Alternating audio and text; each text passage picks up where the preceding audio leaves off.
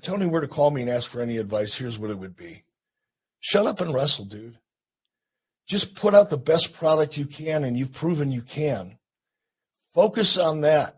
Now, this is weird coming from me, right? The guy who challenged Vince McMahon, the guy who did all the gave away their finishes, right? So people are listening to this and going, yeah, but that's him. The young Tony. Yeah. What the hell? Yeah.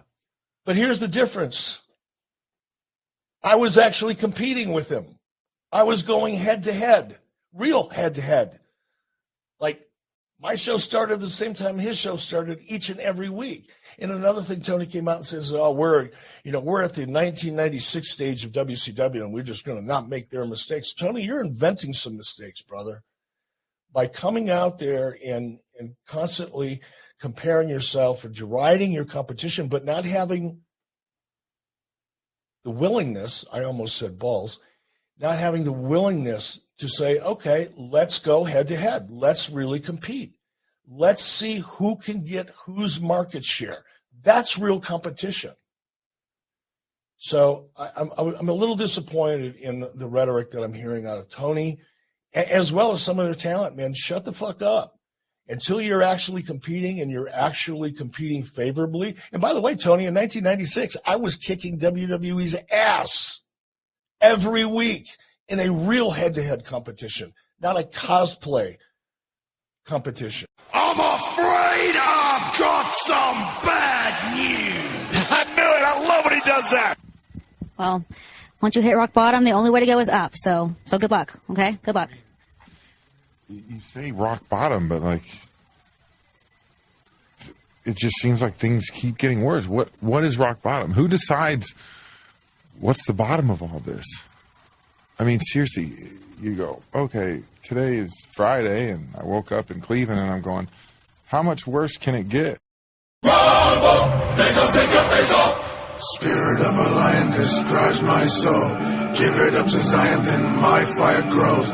Wishing of a riot inside my lobe, and my tripping is the highest when I fight my foes. I'ma hit him with this, you bout to get your ass kicked. My technique is so sick, I'm about to make the hit quick. Whole lot of muscle, you don't wanna be in a tussle. Better than me, that's rubble, you want trouble, what's up though? Feelings hot to kill a top gorilla, drop a nail to pop to grill the op. For real, your clock and yield to stop your wheel, a shot the deal was knock you till you plop. I got a hell coming your way, you saw for damn the thing in your play. Never competitive with a better kid to go great. Gonna be dead because I finished in the mill grave. When you wake up in that wet blood, ain't no way you about to get up. How you know that I text your ass cause you got the motherfucking check stub? Always gonna have to pay cost when you stepping in my way, boss. When I build still and you stay soft, you're gonna punk out when we face off. Bravo, they gon' take your face off. They gon' bravo, they gon' take your face off. They gon' bravo, they gon' take your face off. They gon' bravo, they gon' take your face off. Rumble there, young man, they rumble. Run up, get a combo, quickly help you understand, but stay humble. Don't nobody wanna talk about the way of the world, to make them all crumble. And I might stumble, but I pick myself up, brush myself off my thoughts of a goddamn ball. I am at their neck, like I'm Malcolm X, like I'm Dr. King, like I'm Cornel West, like I'm UEP, like I'm Booker T, like I'm Rosa Parks. I'ma need my breath, niggas know what I'm about. I'm up in your house, sit up on your couch, I get right in your mouth. I ain't never no clout, nigga really go south. I'm prepared to go to battle whenever there is a bout. I am Muhammad, Ali up here in the Hobbits. Policy is to be honest, I take it beyond it, though I can relate to Ebonics. And really, I hate to be ominous, all of your hate is too obvious. I am the hustle, the muscle, I pay for the audience. I am against human knowledge. If you wanna enter the ring, I would hate to be opposite. Jab with the right, jab with the left, jab with the right. They got them all stagger, and he gon' come back with the right back with the left. That's when he stab to the side, now dagger. You gon' be dead if you do damn, if you don't back to them like cash is my swagger. Really don't matter, part of them harder than lawless. So my shit, kicking that jargon. Bravo, they gon' take your face off. They gon' bravo, they gon' take your face off. They gon' bravo, they gon' take your face off. They gon' bravo, they gon' take your face off. Barber cave off, I'm giving it fade. Based off the description I gave, cut the game off. I'm a street fighter, beat the brakes off like the whip on the stage. Hand out as rivers, my play haters ain't off. You get Hitler mistake, it'll be chaos like an emerald chase when I face off in the Nicolas Cage. Yeah, I'm living in rage. Put your pussy nigga like I'm fizzing his bag. I was sitting in this window going minute back and told me never give me, but they didn't. I remember them days and I don't wanna be Batman, nigga, I'm Bane. Literally had a venom in my veins. Just a little bit killer, really was sick and burning. The more I think about it, my life was twisted. Wait, reminiscing of what my dad would wonder why they couldn't reach it like they didn't have my number. Fighting for my sanity, I never had the hunger. Put a nigga underground quick, that's the bunker. Shock him like a master's brother, better pick your battles, busters halfway under. Hit more time than acupuncture when it comes to rumbling. I'm macro thunder. Really be funny when I kick it to you, that means I'm gripping on the iron when I ram on the mic because you're really wicked looking like I'm kicking it with buddies when I beat a nigga up like I was iron nigga. Mac, I tell him nigga when I tussle when I met him, they gon' drop. Wait till December when I jump up in the cross. Leave a nigga humble like them when can he drop? Cause really we can rumble like Jackie in the Bronx. We gon' bravo, they gon' take your face off. They gon' bravo, they gon' take your face off. They gon' bravo, they gon' It's about drive, it's about power. We stay hungry, we devour. Put in the work, put in the hours, and take what's ours. Like in some more in my veins, my culture banging with strange. I change the game, so what's my motherfucking name? What they gonna get though? Desecration, defamation. If you wanna bring it to the masses, face to face, now we escalating. When I have to but boost the asses, mean on ya. Like a dream when I'm rumbling, you're gonna scream, mama. So bring drama to the King Brahma. Come at you with extreme mana.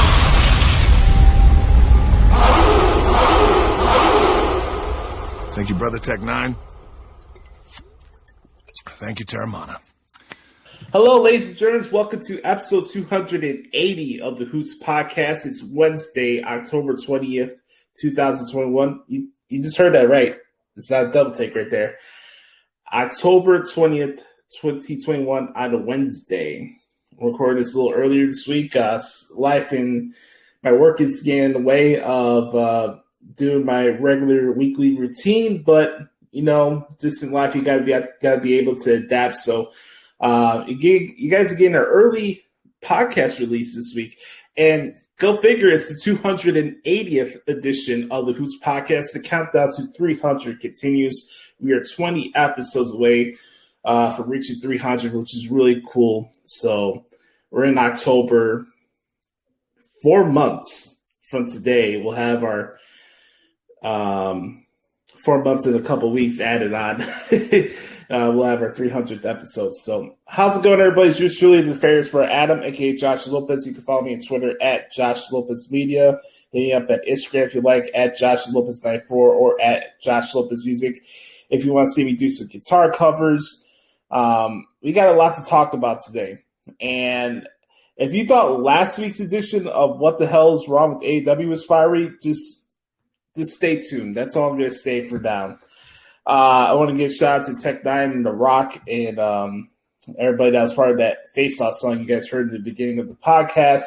I thought it was a fitting tune with the Brock Lesnar-Roman Reigns match tomorrow at Crown Jewel. And also what's going on in the wrestling Twitter echo chamber of this stupid-ass WWE versus AEW wars. So, that just fit the tone of the podcast this week. And we're not just a WWE AEW show. I'll be making a preview for Bound for Glory coming up this Saturday night, and also got New Japan's Week 5 report of the G1 Climax tournament is concluding tomorrow as I'm recording this on a Wednesday. So we got Okada and Ibushi in the finals. I'll be talking about that in the report later on in the podcast. So with that being said, if this is your first time listening or watching the podcast, we appreciate you and we appreciate the support. All we ever ask for you guys is to, be yourself, think for yourself, and don't feel like just because I have a different opinion for you means that I'm right or you're wrong. That's not the show that we do here. I speak from my heart. I want you to feel like I'm sitting next to you and we're having a conversation about professional wrestling. That's pretty simple, and the show has no filter, so we just like to express and talk loose and have fun. So we want this to be a positive escape for you if you're dealing with some mental health issues or if you're just feeling down, depressed, or anything like that. Hopefully the show can pick you up, make you laugh, maybe you learn a life lesson along the way. That's the goal here that we do here at the Hoots Podcast. For those who continue to support the podcast, thank you.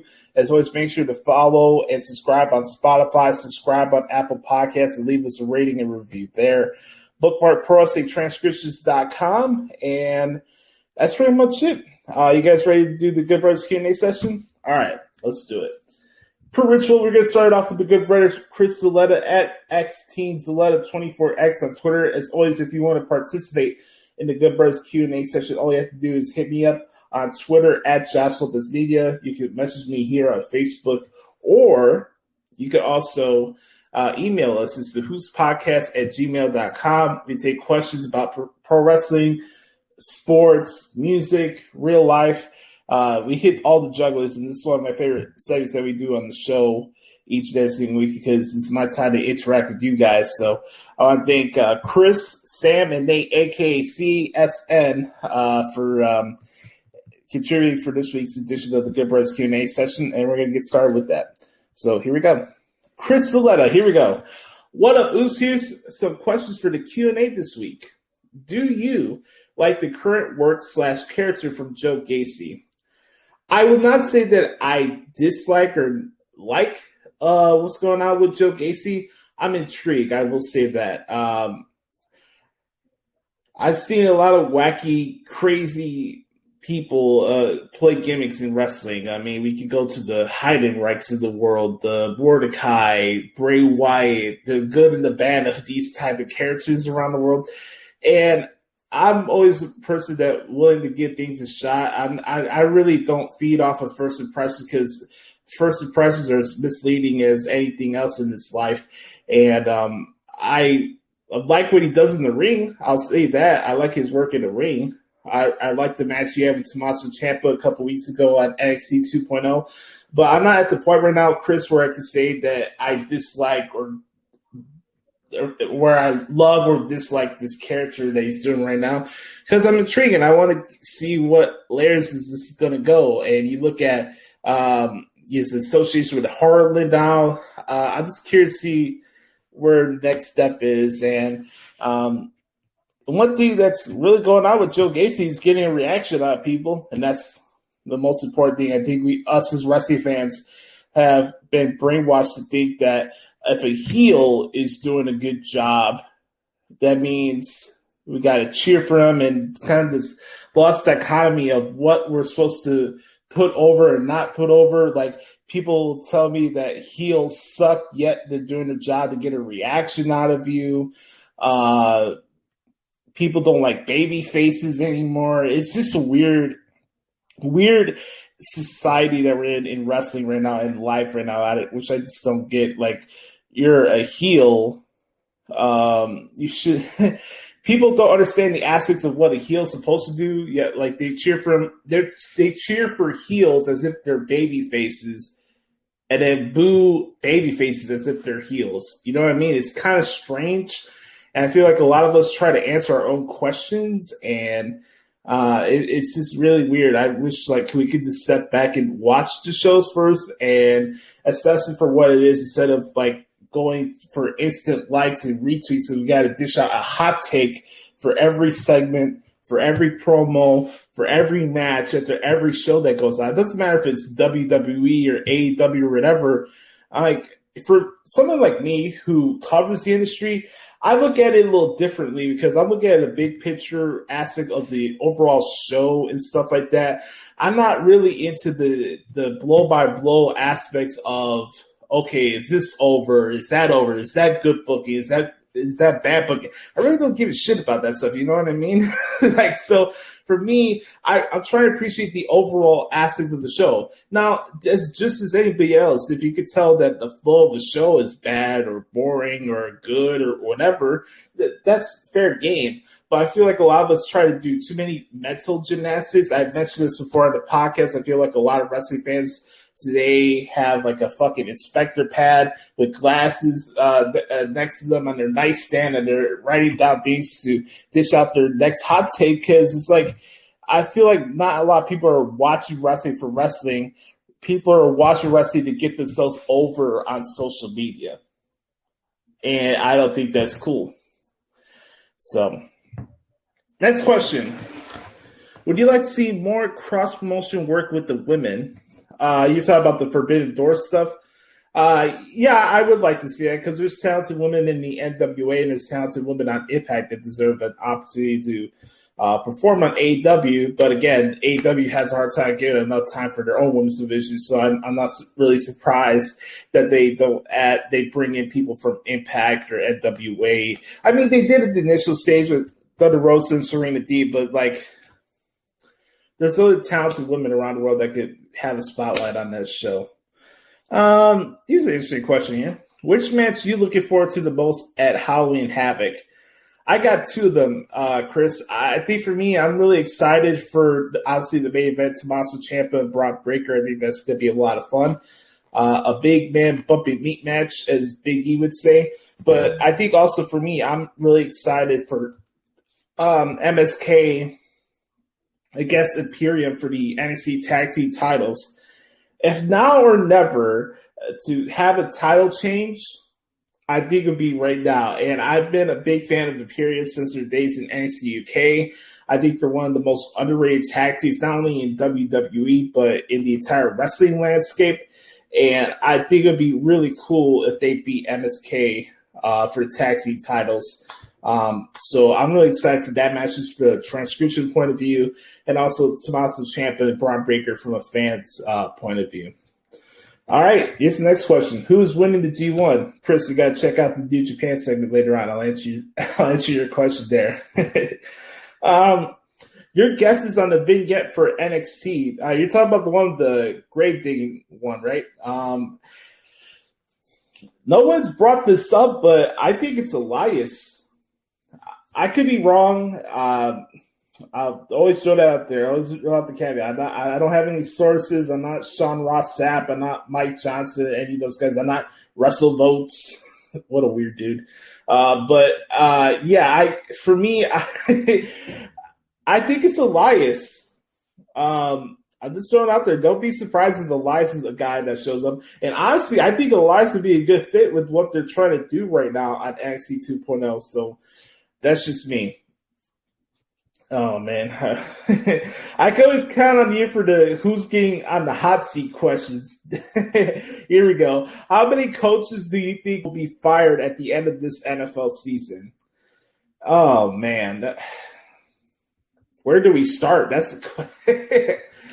I'm not in the belief that Matt Nagy would get fired, though I believe he should get fired. So I'm putting him to the side. I mean, you could put Mike Zimmer on the list, Vic Fangio in Denver. We already got one coach fired, so John Gruden, that counts as one. What a Nimrod. That's a great question. Do you, Chris, or anybody that's listening to this, do you feel like Joe Judge of the Giants deserves to be on that list? What about? I don't know if there's any like first.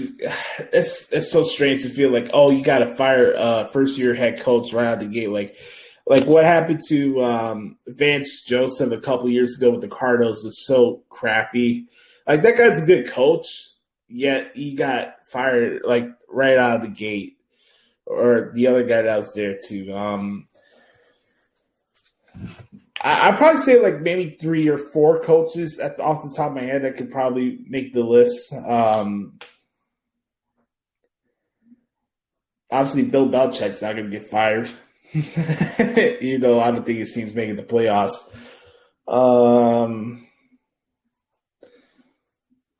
No, I think that's pretty much it. We'll have to see how things go with like Mike Zimmer and those guys with the Vikings. It's up the air, but I have to say either 3 or 4 coaches will probably get fired this season. Oh, this is an interesting one. Is there at least 10 people in the sports media you can't stand? Well, Chris, I'm glad you asked that because let me roll down that list for you, my friend. I can't stand Dominique Foxworth. That's one. I can't stand Colin Cowherd. That's an obvious one. Skip Bayless, Shannon Sharp. That's 4.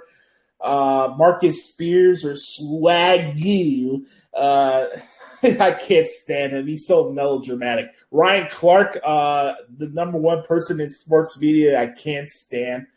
Who else? Do I want to put – okay, Dan Graziano. I don't know. The guy comes off as snarky. Also, Jeff Darlington, too, is a schmuck. Who else?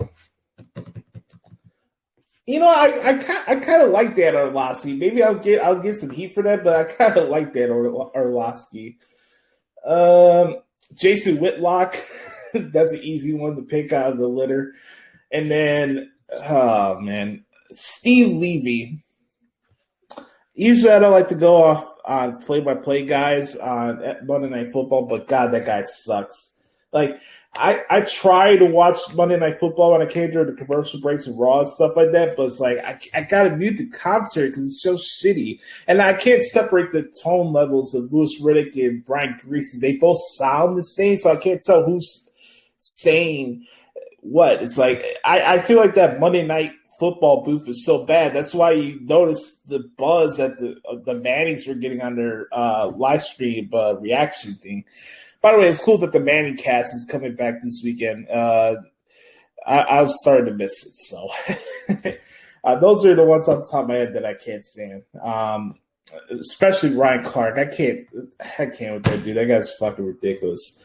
So melodramatic, over the top with his facial expressions. Let me not forget Mr. Damian Woody too, with his eye rolls and facial expressions. That whole Get Up show. All respect to the world to Mike Greenberg, but that show fucking sucks. Yeah. Let me add Mike Greenberg to the list, and also Adam Shine and Nick Wright can go the fuck home to stay the fuck home too, as far as I'm concerned. Okay, next question. Who would you have liked to see in the championship eliminating tournament in AEW? Well, I would like to flip that whole thing over because, golly, people want to go after the King of the Ring brackets. What the fuck is this one? So we got. Let me see if I got this right. We got Pockets against Powerhouse Hobbs, right? We got. Let me pull this up. Let me look at this bracket so I'm not talking out of my ass. AEW World Title, yeah.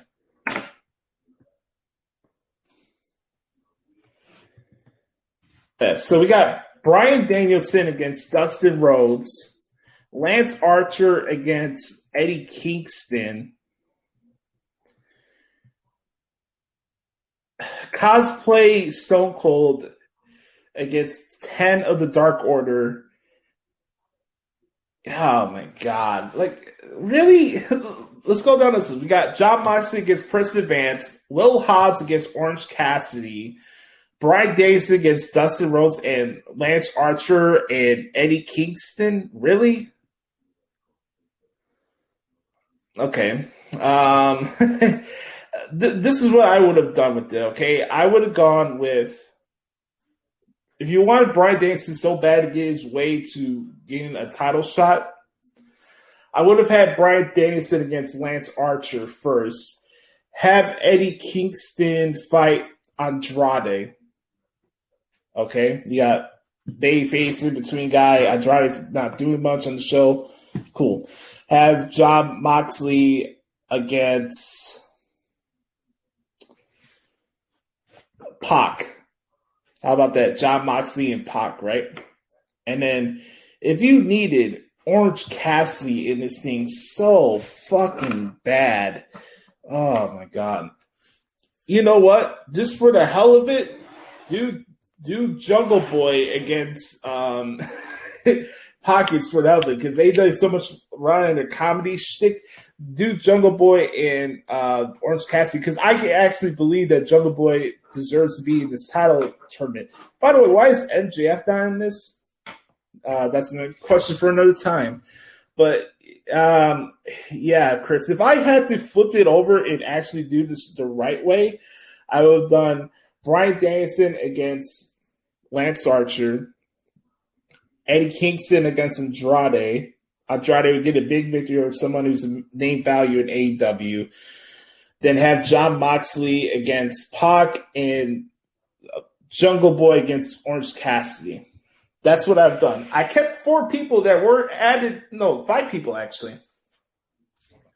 I added 3. I added 3 different people to what was booked first world title eliminator tournament. But could this be more obvious that it's going to be Bryan Danielson and Jon Moxley?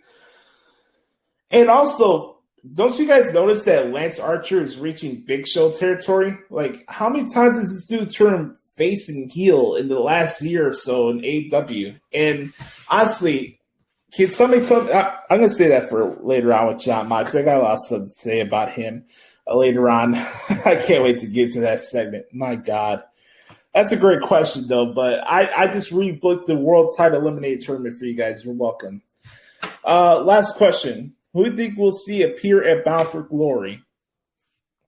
I got to tell you this. I'm not really excited for the show on Saturday. I think the card sucks. Outside of Mickie James and Deonna Purrazzo and Josh Alexander and Christian Cage, like, really don't give a fig Newton about this card. I could possibly see maybe Bray Wyatt shows up in Impact or Braun Strowman, maybe Buddy Matthews along the way.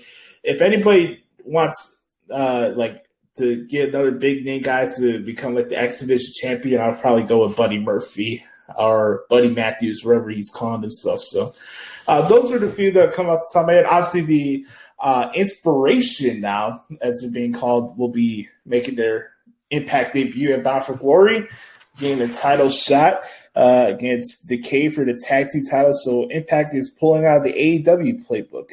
Hey, you get signed, you got released from WWE, you get a title shot, pal. Well, thank you for the questions, Chris. You did a great job this week as always, man. I appreciate you. By the way, happy belated birthday as well. 1 second, please. As I scroll up and get the next questions. Next question comes from my good brother, Sam Piobo at Second City. Sam. Here we go. Follow Sam on Twitter, by the way, at Second City. Sam, he says, do you have a problem with how WWE has handled the Queen's Crown tournament? My problem is not how they handle it, it's just the timing of this. And I get it, they wanted to do it for Crown Jewel, but if you're going to do something in a tournament like this and you're hyping it up with vignettes and stuff like that, I like to have it more stretched out where the winners get like a title shot at the Royal Rumble instead of having this happen in Crown Jewel. So I spaced it out, added more wrestlers to the scenario, but for me, I like the fact that Zelina Vega is in the finals, and it's not a heel versus heel matchup. And I get it, everybody's upset that Shayna Baszler lost on Monday, but think about it: Zelina Vega and Shayna Baszler. How predictable is that? You know the outcome there. So, and Shayna Baszler put it on Twitter. She doesn't need a crown to up her ante of her resume, you know what I mean? So that'll be my answer to that question. What would you tell somebody like myself who can't seem to get into watch New Japan on a regular basis? Is it just not for me? Well, I think New Japan is just an acquired taste for a lot of people. I think for me, New Japan is my favorite wrestling promotion in the world right now, and it's just my favorite style of wrestling. Does it help that it's financially beneficial for me and what I do with my career? Absolutely, but that's not the biggest factor for it for me. Like, New Japan is just my favorite promotion to cover throughout the week, and it's an acquired taste, and it's made me a better transcriber. I've learned a lot of different styles of wrestling from New Japan. Kevin Kelly does an amazing job on commentary, and it's hard to it's even hard for me sometimes to catch up with New Japan, but I try my best. I subscribe to New Japan World, so maybe it's not as easily accessible out there for people. And I think it's a shame that it doesn't get the buzz or scuttlebutt about it on social media. But there's a lot of good stuff going on in New Japan. And I keep telling everybody each week that New Japan Strong is one of the best weekly shows that's out there. And I get it. It's on a streaming platform. Not a lot of people have access to it and stuff like that, yada, yada. But what I tell somebody who's new or maybe naive to New Japan, I say give it a shot. And I always say check out the tournament shows instead of the regular house show events and stuff like that, because there's just a lot of tag team matches. But with the G1, we got the Best of Super Juniors coming up soon. We got the World Tag League, Wrestle Kingdom is down the corner. I think it's acquired taste. Maybe you can be a casual New Japan fan where you just tune in for the big shows, you know. But I would say, like, they have a lot of good action in there. They really, really do. So that's what I say. And also, if it's not for you, that's cool too. That's another thing with wrestling today. People feel like you have to like this one way and this one presentation of wrestling, whether it's AEW or WWE. And honestly, think for yourself. Cling on to the wrestling that appeals to you. And don't knock the other people who don't feel the same way about wrestling as you do. Let them do their thing. Do your own thing.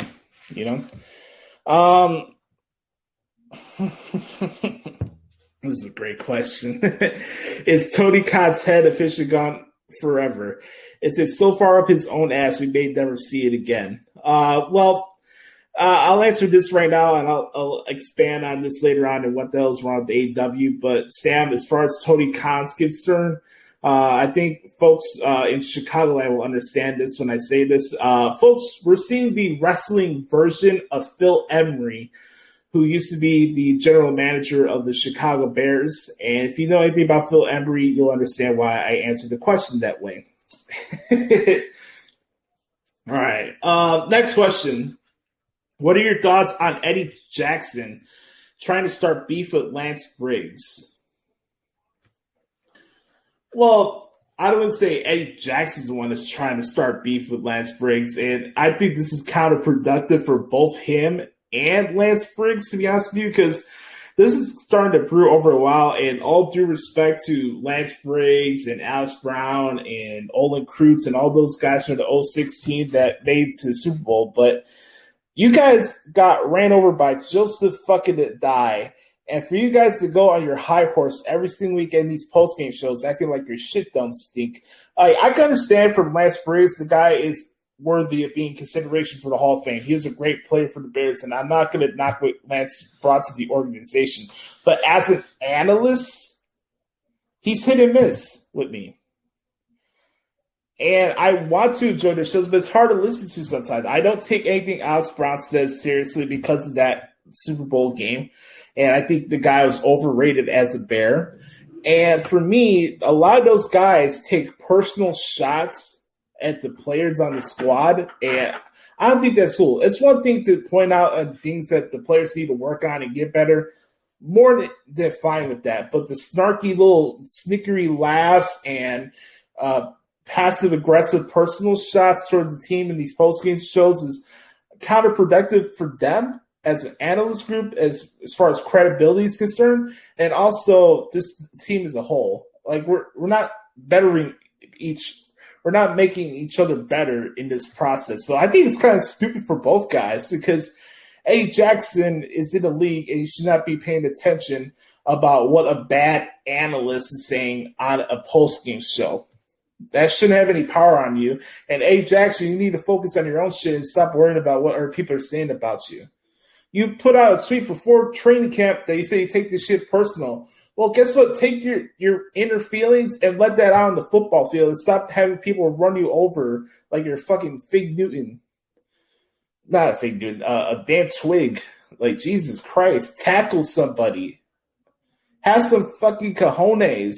Every time they're in the red zone, God, we got somebody running through like Skyline Chili right through the end zone, right through the defense. It's like, ugh, God, what are we doing out here? So I just think it's counterproductive with both guys right now because nobody's benefiting from this situation. And, now we got to wait for Lance Briggs' response to Eddie Jackson on the NBC Sports Chicago's football after show. Whatever. Next question. Top 3 NFL teams that you would hate to be drafted by. Oh, I love this question. This is phenomenal. I'll say for me, oh, man, that's a great question. It's pretty simple. I would hate to be drafted by Cleveland Browns, Cincinnati Bengals, or probably the most inept franchise out there today, the Jacksonville Jaguars, and that's an easy answer there. So I would not like to be drafted by the. Let me flip that up. Actually, I don't want to be drafted by the Jets. I don't want to be drafted by the Bengals, and I sure as hell do not want to be drafted by the Jaguars. And by the way, since we're talking about football, I heard this the other day, and I don't know who said it, but like, you know what would help the Lions not be a shitty football organization? Get out of that goddamn dome and play outside like men.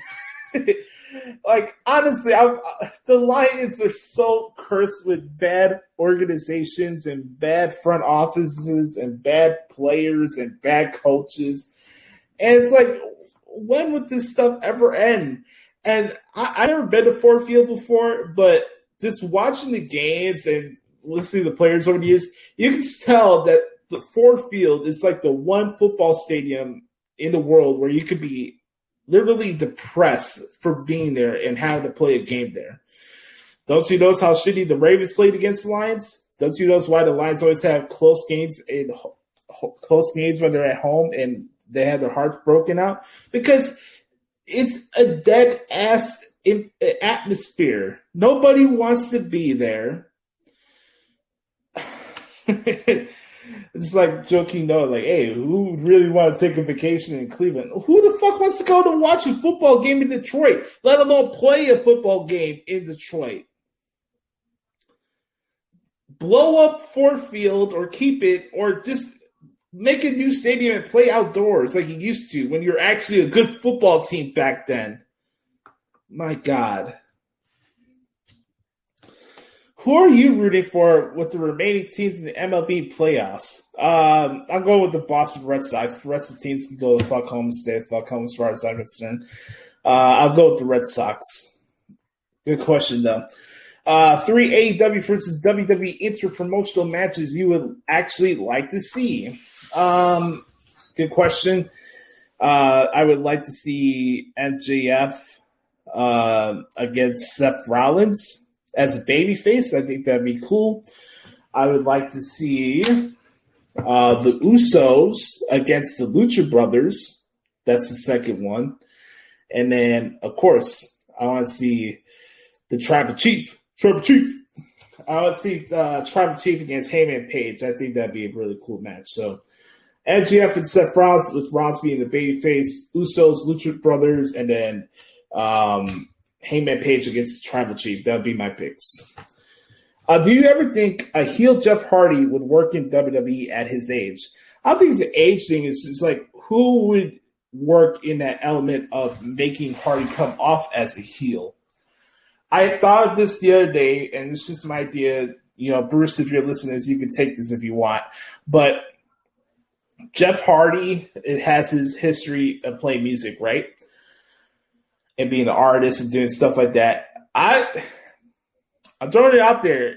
Having Hardy turn on Shinsuke Nakamura during his like little routine that he does around the ring, Pat McAfee and Rick moves, would be awesome. He could do it as Willow if he wants, or a different character, but if you want to get heat on Jeff Hardy, I'd probably say have him turn on Nakamura on SmackDown.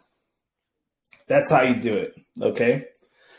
Number 9, favorite homemade meal as a child. Pretty simple there, my man. Steaks, pierogi, and garlic bread my mom would make when I was younger. Pretty simple. Steak, pierogies, and garlic bread. And, of course, salad on the side as well, too. So that would be my pick. Here we go. Thinking about taking a trip down to St. Louis for the Rumble. Should I expect to see you there?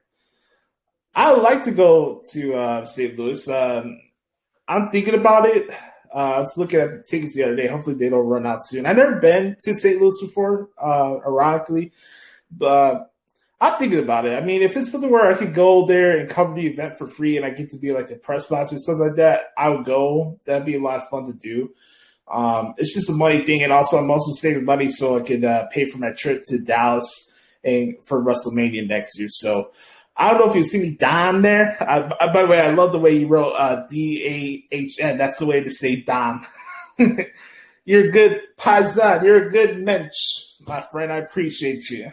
So I don't know. I would love to go to St. Louis for that show. I don't know if I actually want to be in St. Louis. I know how you feel about St. Louis, brother Sam. It's the armpit of America, St. Louis, Missouri. Anyways, I appreciate you for the questions, man. Killed it as always. All right. Last bit of questions here. We come here from Nate the Great at Psycho Nagiri. Shout out to you, good brother. Appreciate you as always. Who's more overrated, the Bills or Sasha Banks?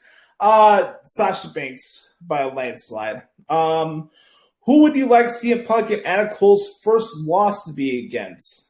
Great question. I would love to see MJF be CM Punk's first loss in AEW, and also Jungle Boy beating Adam Cole for Adam Cole's first loss in AEW. So those would be my two picks.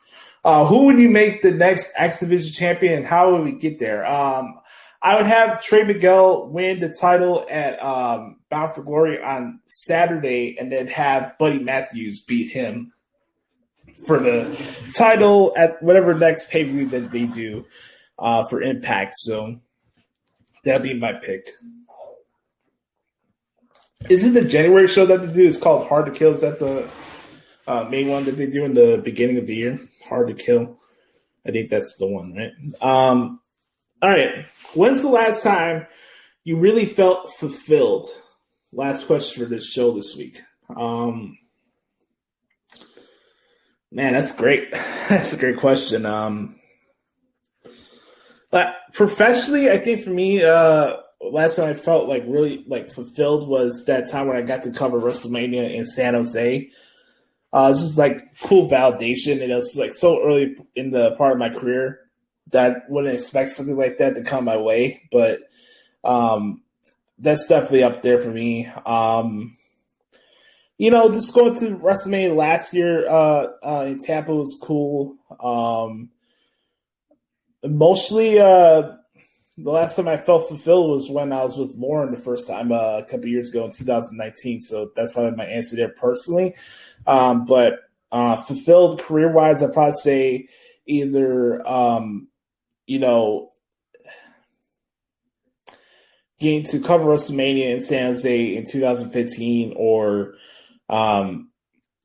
really like taking my stuff to the next level with my transcripts and the podcast, getting over 100,000 downloads on Anchor. Now we just surpassed 350 the other day.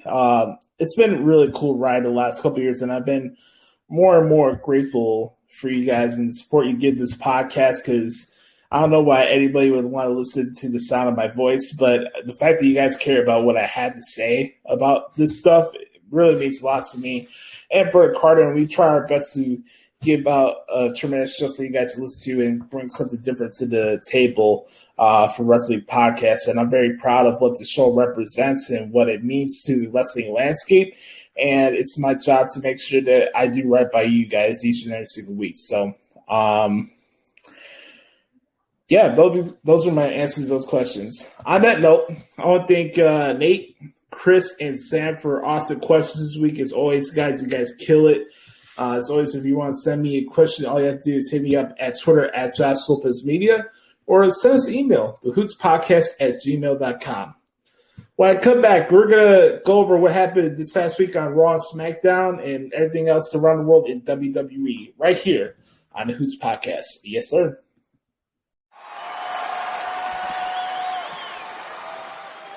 So, Seth, you're the only guy that within this ring comes close to matching my intensity, comes close to matching my passion. Some might say my obsession for this. Close, but not quite. Not yet. Now, are you Edge light? No. No, you're not, man. I can admit that. I was wrong. You are decidedly your own man. You are Seth freaking Rollins. Seth loves that.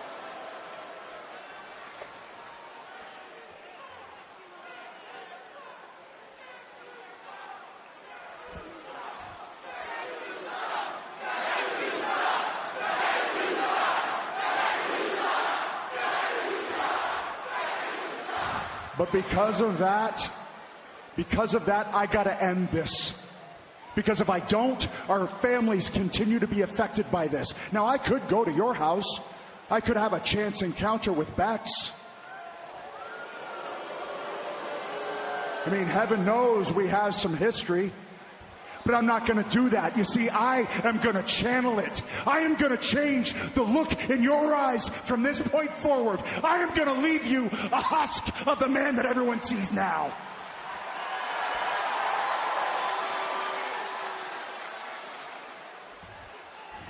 See, Seth, a few weeks ago, you said that you felt sorry for me, and that would be a mistake. Because you never feel sympathy for a devil, and that's what we are. And I damn sure won't hesitate before I put you down under my boot. I had my moment of doubt and pain. It's done. I will not hesitate. I will not have a second thought about it. So it's fitting that this trilogy, that our story ends in Hell in a Cell. So, Seth, I know you're watching. I want you to lean in real close. I want you to listen closely, because what I am about to say is a blueprint for your future. In Hell in a Cell, I am going to scar your soul. And that is a scar that you never, ever heal from.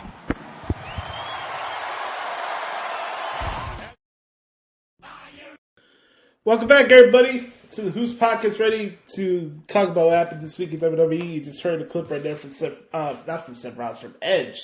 Talking about Seth Rollins as they prepare for their Hell in a Cell match at Saudi Arabia at Crown Royal coming up mañana as I'm recording this on a Wednesday. Lots to talk about really quick. I'm not going to spend too much time on Raw and SmackDown this week. I really wanted to spend most of it talking about predictions for Crown Jewel, and then do some little preview for NXT UK, obviously, and Halloween Havoc next week. But let's start backwards, as we always do, with what happened on SmackDown on Friday night. SmackDown was in what city? Oh, they're in Ontario. Yeah, they're in Ontario, California last week. I thought Seth Rollins and Edge's promos were really good. I said it last week. Their program is one that's definitely should not be slept on as the years go by. It's one of those best case scenarios where you have a veteran guy and a current mainstay guy, where both guys have benefited from this feud. Obviously, both guys are going to Raw following Crown Jewel, so who knows how long this will continue. But honestly, it makes sense that this would conclude tomorrow inside Hell in a Cell, which it should. And I really like the dynamic with Edge and Seth Rollins since this thing started at Money in the Bank. And they had the killer match at SummerSlam. I said it's one of the best SummerSlam matches of all time. The match that they had at MSG was really cool. And now we wrap it up. Awesome story at Hell in a Cell tomorrow. So it's definitely one of the matches I'm looking forward to the most tomorrow. It should be an awesome show. We had Finn Balor and Sami Zayn in the semifinals of the King of the Ring tournament.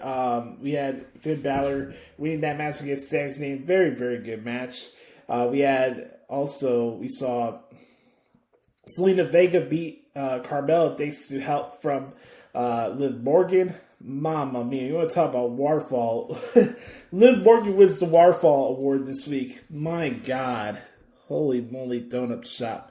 Then we had Sonya Deville bringing Shayna Baszler to beat Naomi in a 2-on-1 handicap match.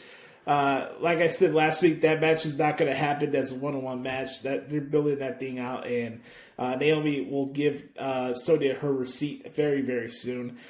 So decent progressive stuff there. What else? They did a lot of video packages throughout the show, hyping up some of the new people that are coming to SmackDown, like Drew McIntyre and Sheamus and Charlotte Flair, the New Day, obviously. So SmackDown's getting a lot of big name guys and girls on the roster, and she should be curious how that goes.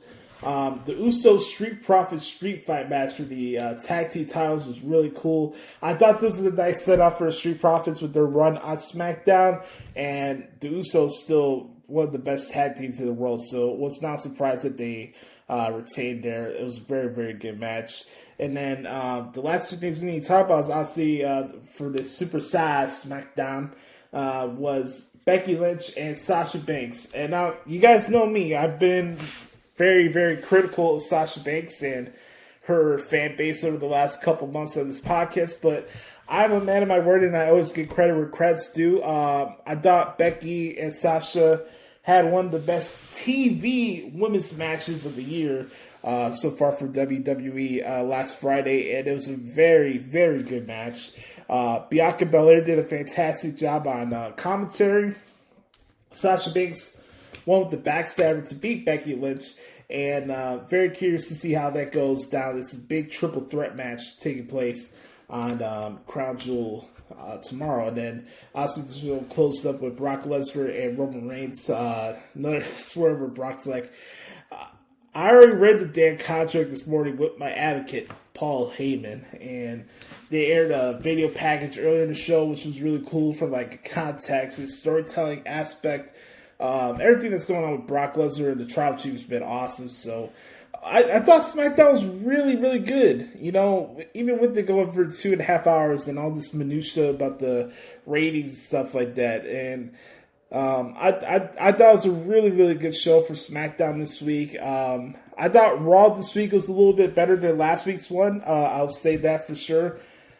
We started off with the Xavier Woods Jinder Mahal match in the semifinals. Xavier Woods will be taking on Finn Balor at Crown Jewel. We'll figure out how that goes.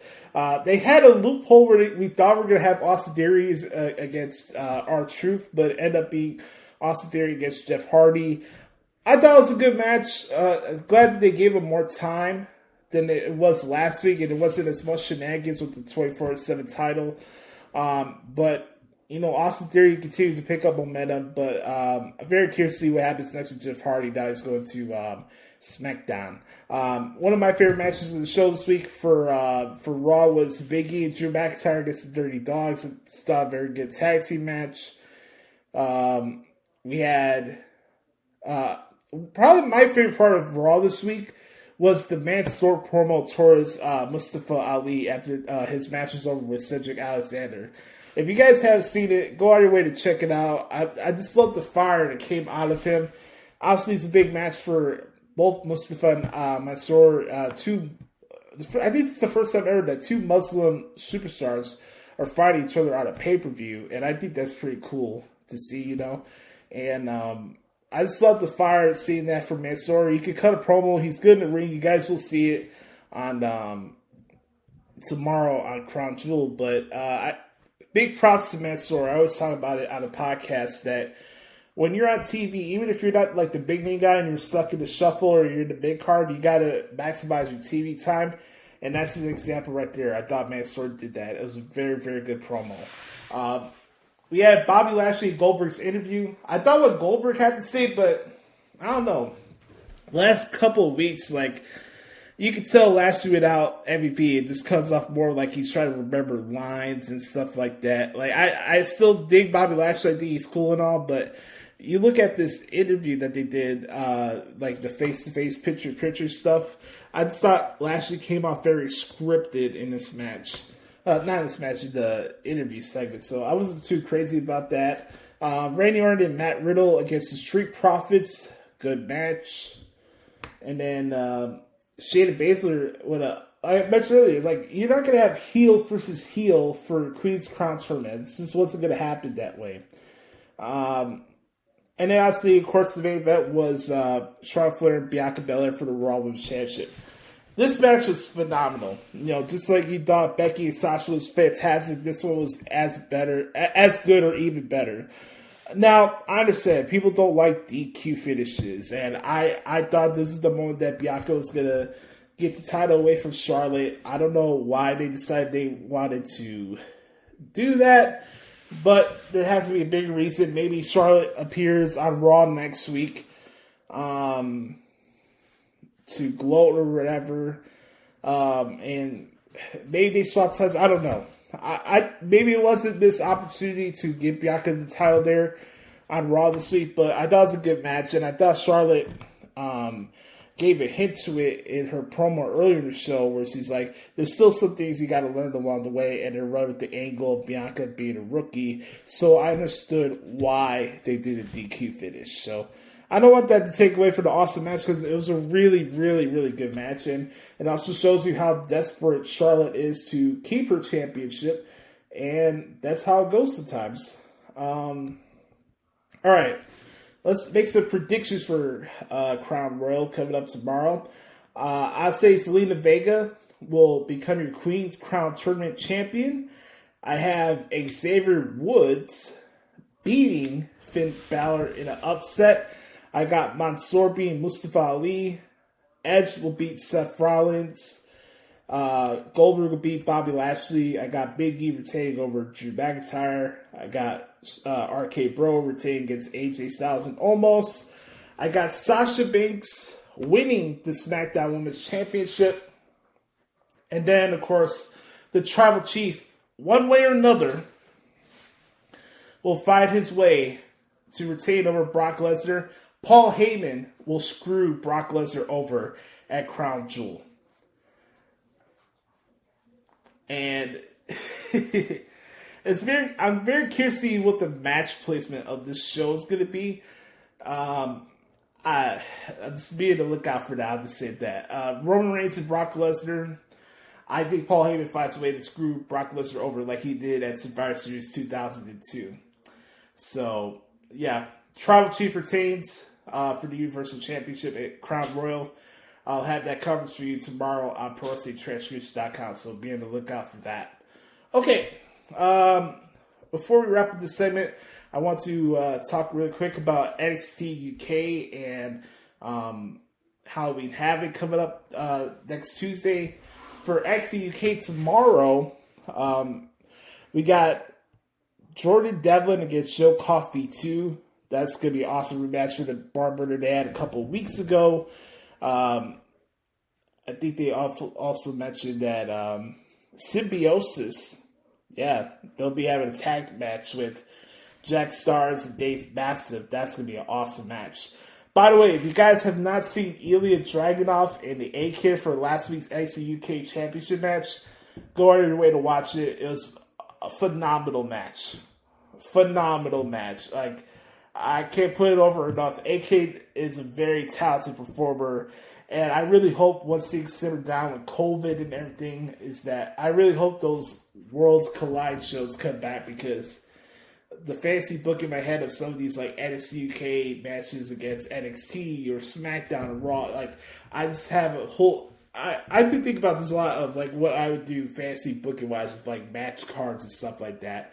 I think if I was in the wrestling business, I would be a really good matchmaker. Now, when it comes to like who goes over who or stuff like that, I have to learn with the time. But I think, honestly, for me, this was my experience of doing the transcripts and stuff like that, and this my field of professional wrestling. I don't know how you guys feel, but I think I would be a really good matchmaker for any promotion that was willing to give me the opportunity. And I want to learn about that. And that's, I had people ask me, what would I want to do if I worked in wrestling? I've had people ask me if I wanted to be a writer. I mentioned it. I wanted to be the next JR or whatever on commentary. But for me, if I had the opportunity to be a matchmaker, in that sense of having a pencil, I would jump at that in a heartbeat. I think I'd be really good. I think I'd do a really good job with it. So, that's for tomorrow. Tomorrow for NXT UK, and then Tuesday we got a Halloween Havoc special on the USA Network, hosted by LA Knight. We have MSK against Imperium for the NXT Tag Team Championships, and then also we got Io Shirai and Zoe Stark putting their NXT Women's Tag Team titles on the line in a Stairway to Hell ladder match against Toxic Attraction and Indy Hartwell and Persia Parada in like I said, a triple threat ladder match. That should be crazy. I look to see possibly Toxic Attraction could become the new champions, but we'll have to see how that plays out. Also, we got Raquel Gonzalez with her NXT Women's title on the line against Mandy Rose. That should be a lot of fun. And then, of course, we got the main event, Tommaso Ciampa and Braun Breaker for the NXT title. So a highly stacked edition of NXT coming up this week. Not this week, but coming up next Tuesday. So be on the lookout for that. And yeah, folks, that's what happened this week in WWE. All right, ladies and gentlemen, it's going to be my last and final update of the G1 Climax tournament. It's week 5 of Joshie's New Japan Pro Wrestling G1 Climax 31 report. And it's brought to you by ProWrestlingTranscriptions.com. And we're down the wire, folks. Tomorrow, Kota Ibushi and Kazuchika Okada in the finals of the G1 Climax tournament. Ibushi making his 4th consecutive appearance in the finals. This is Okada's first since 2017, I believe Kevin Kelly said today. Kota Ibushi and Okada. A marquee match anywhere and around the world. These guys have fought each other in the past. Some epic matches with Ibushi and Okada. And I expect tomorrow to be no different. We're at the Nippon Budokan. We had the A block finals and the B block finals this week. Since I last spoke to you, and Ibushi beat Kenta in a phenomenal match on Monday. It was tremendous to close out that part of the tournament. Then, of course, today we had Okada beat Jeff Cobb in another really good counterfest style match, and Okada found a way to beat Jeff Cobb with the Rainmaker to make him the winner of the B block this year. I just want to give a couple shout outs really quick as we wrap up this update. But this has been a lot of fun covering this tournament. Like I said, this is my 5th time covering the G1. A lot of fun, a lot of work, obviously, and the grind with New Japan doesn't stop because, like I said, we got the World of Power Struggle coming up. We got the tournaments, the Best of the Super Juniors, and then the World Tag League coming up too. But I just wanted to say that, shout out to Kevin Kelly and everybody that's made this process easier for me. Chris Charlton, obviously, as well. Their commentators really helped me out when it comes to, called out moves and sequences and stuff like that, and they really have helped me enjoy this experience and cover the G1. I always say without Kevin Kelly, I would be lost when it comes to New Japan Pro Wrestling. So I want to give a shout out to him. I want to give a shout out to a couple of performers as well who done some really good matches over the last couple of days. Hiroki Goto and Tama Tonga was fantastic today. Same thing with Taichi and Hiroshi Tanahashi. Sonata had to deal with a lot of the evil shenanigans today, which is unfortunate. But I thought the B block closed off really, really good this week. And then there was a couple shenanigans with the A block show. Shingo lost to the double count out with Yujiro. Yano upset Ishii. That actually did upset me. But we also had a really good match with Zack Sabre Jr. and Tonga Loa. Tonga Loa, with probably the biggest upset of the tournament so far this year, was him beating Zack Sabre Jr. I mentioned on the podcast that Tonga Loa would cost Zack Sabre Jr. the G1 this year. So that was a good match. So overall, man, this has been a lot of fun. I really hope you guys have enjoyed or liked the G1 coverage that I've done so far. I hope it's been informative and useful for you as you catch up with the tournament. And even if you haven't been able to watch all the shows, I hope my coverage of the G1's helped you out along this pathway. And tomorrow's the end of the G1. And it was a lot of fun. I had a blast. I always have a blast covering the G1. I always have a good time talking about New Japan Pro Wrestling, and I want to express my thoughts about New Japan Pro Wrestling with you guys and just talk about it because it's a lot of fun. It's a fun promotion to cover. I have this. Some people like to lump in me just saying that I'm a WWE guy because I'm critical of AEW, but I'm a wrestling guy. I cover every wrestling promotion that's out there that I can within the time and stuff like that. And I really care about what I do with my career, and my coverage, and I love New Japan. I love wrestling. I love pro wrestling, and it's always a blast, and I'm always reminded of that when I do cover New Japan events, no matter if I'm getting next to no sleep, it's worth it. I bust my ass, and I try to make sure that the coverage is for you to understand what's going on with their product, and I hope I do a good job with this, so I just want to say thank you. With that being said, that's my final report for the G1. As far as who I have winning the G1, going back to the question for Chris earlier in the show, I believe Ibushi will win the G1 for the third consecutive year in a row. I think Ibushi will win. We'll finally get that long-awaited dome match with him and Shingo Takagi at Wrestle Kingdom 16. I think Ibushi beats Okada at the Nippon Budokan tomorrow in an epic match. That should be a long match, obviously. I don't know the rest of the card for tomorrow, but I'll have that card for you tomorrow at ProWrestlingTranscriptions.com. And I have Ibushi winning the G1 again this year. All right, really quick before we get to our main event segment, I want to go over the card really quick for Bound for Glory this Saturday in Las Vegas. We have Heath, probably Heath and Rhino probably take on Violent by Design. Decay take on the Inspiration for the Impact Knockouts Tag Team titles. Trey Miguel against Steve Macklin and El Phantasmo, a triple threat match to crown a vacated X Division Championship.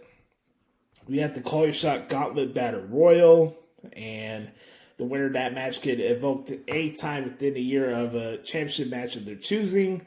Deanna Purrazzo will put the Impact Knockouts title on the line against Mickie James.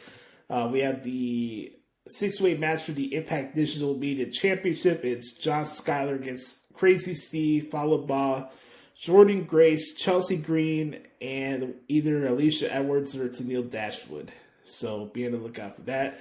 And then obviously the main event for Bound for Glory this year is Christian Cage against Josh Alexander. So a big pay-per-view coming up for Impact this coming Saturday. Obviously it's their biggest show of the year. So should be a interesting show to say the least. I'm not really crazy about this card. I think there's a lot of different options. The fact that Eddie Edwards is not booked for a match is kind of ridiculous. The fact that Kenny Omega is not on this show is ridiculous. There's just I think Impact has done some good stuff with their shows and some crappy stuff too. And there's next to no buzz for this pay-per-view on Saturday, which is not a good thing, especially with your biggest show of the year. But I just want to say, Bound for Glory, I'll have cards for that as well this weekend on ProWrestlingTranscriptions.com. So go check it out. On that note, it's time to give the people what they want, what they've been waiting for. Oh boy, this is going to be interesting. Ladies and gentlemen, it's time, once again, for another brand new edition of What the Hell is Wrong with AEW. We're going to start this off in a 3, 2, 1. Silencio, por favor, silencio. It's bad enough that I am currently inside of a place that reeks of hookers and gasoline known as Mid-Miami. But now, Justin Roberts, you can dress up like Miami Vice, but you can't do your job? You can't announce me as I come out to the ring for my match against Darby? Are you kidding me? You know what, Miami? I'll do it for them.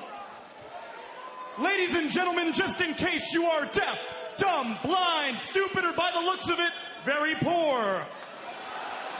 Hailing from the most magical place in the world, Plainview, Long Island, New York, weighing in at a svelte 226 pounds, he's better than you, and you know it, Maxwell Jacob Friedman, MJF!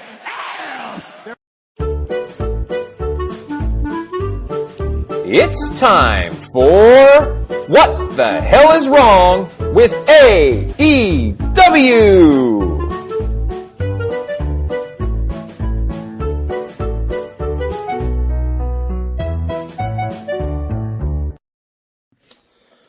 Okay, ladies and gentlemen, welcome everybody to What the Hell is Wrong with AEW, aka What Isn't Wrong with AEW.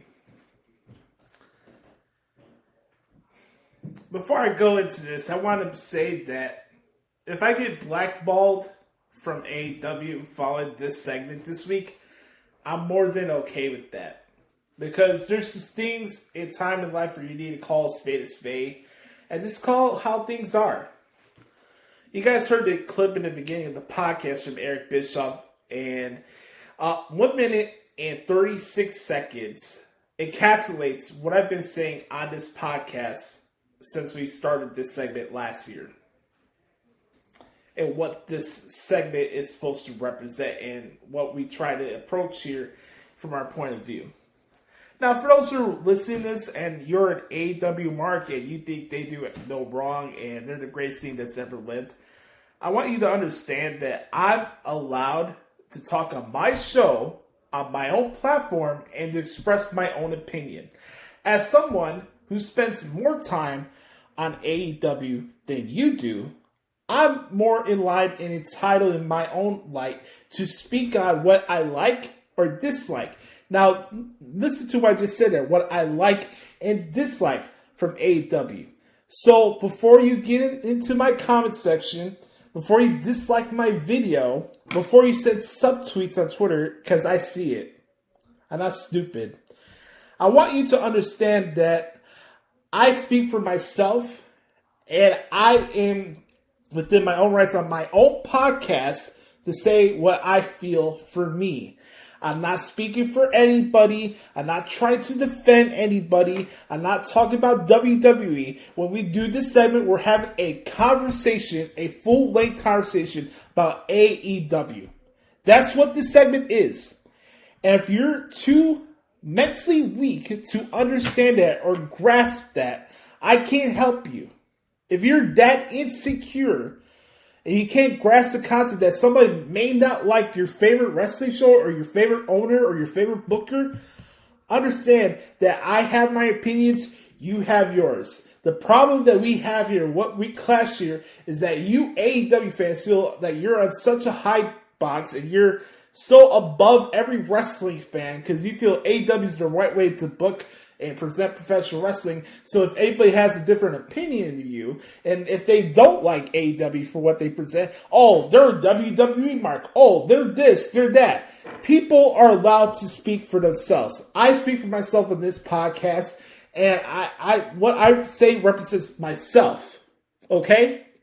With that being said, I'm going to get into what happened on Dynamite this week. I'm going to talk about what's going on this weekend in Orlando. And then I'm going to get into Rick Moranis talking out of his ass again for the 5th millionth time in the last couple months. So, with that being said, I'm not holding anything back. I'm not taking anything back that I say in this segment. And if you're offended by what I say in this segment, that's on you. Be offended. I don't give a fuck. Okay? So, here we go. What the hell is wrong with AEW? What isn't wrong with AEW? Let's start off here. We have let's get to the positives, shall we? So we can satiate this audience here. I really dig the Malakai Black match with Dante Martin. I thought it was really cool. I also dig the Bryan Danielson match with Suzuki on the Countdown show. By the way, for somebody like myself who covers Impact, New Japan, WWE, and AEW, with all the stuff that I cover, I still found a way to cover that Countdown preview show on YouTube that they did last Friday, because we got to have an AEW WWE war, right? If I hated AEW that much, why the fuck would I cover that YouTube show? I didn't get paid for it. I don't get paid to cover Dynamite. I don't think you guys know that, right? I get paid $0 for coverage of Rampage or Dynamite. I get paid for Dark and I get paid for Elevation. By the way, 2 shows that I cover each week as well. I spend throughout the week more time coverage-wise on AEW than I do the WWE. Think about that.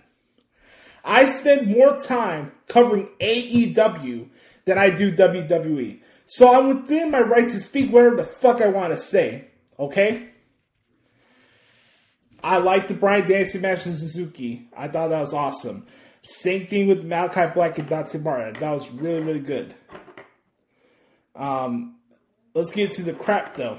Because it can't be AEW without crap, right?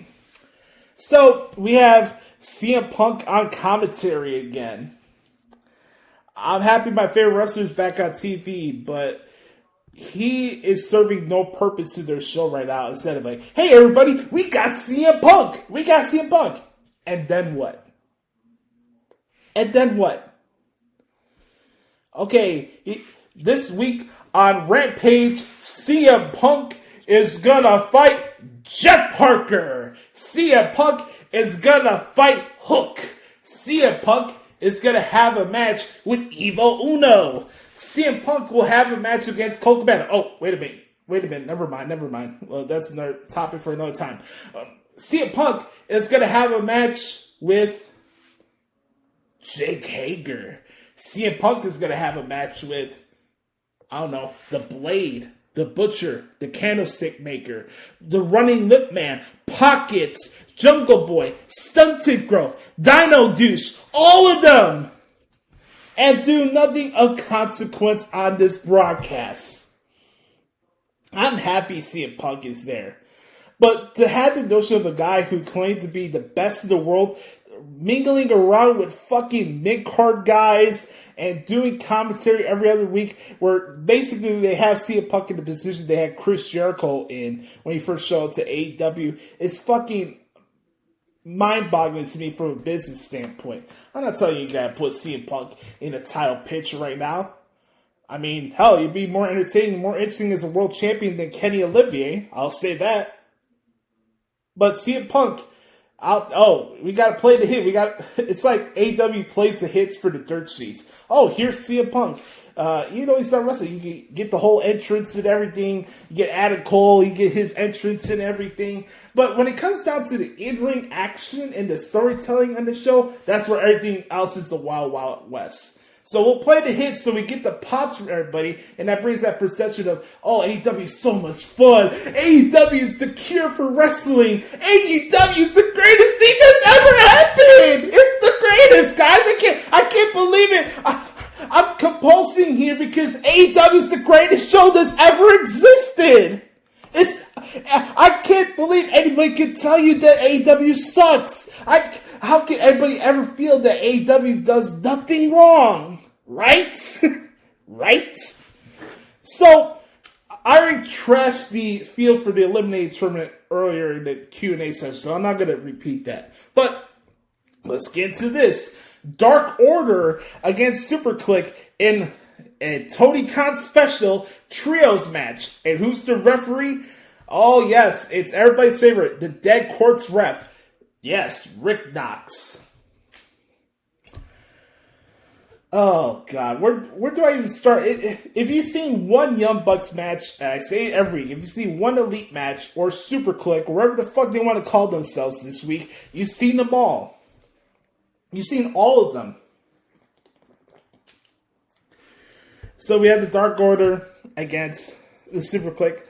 For no other sense of just have a tumbling routine. I'm not going to rag on Adam Cole.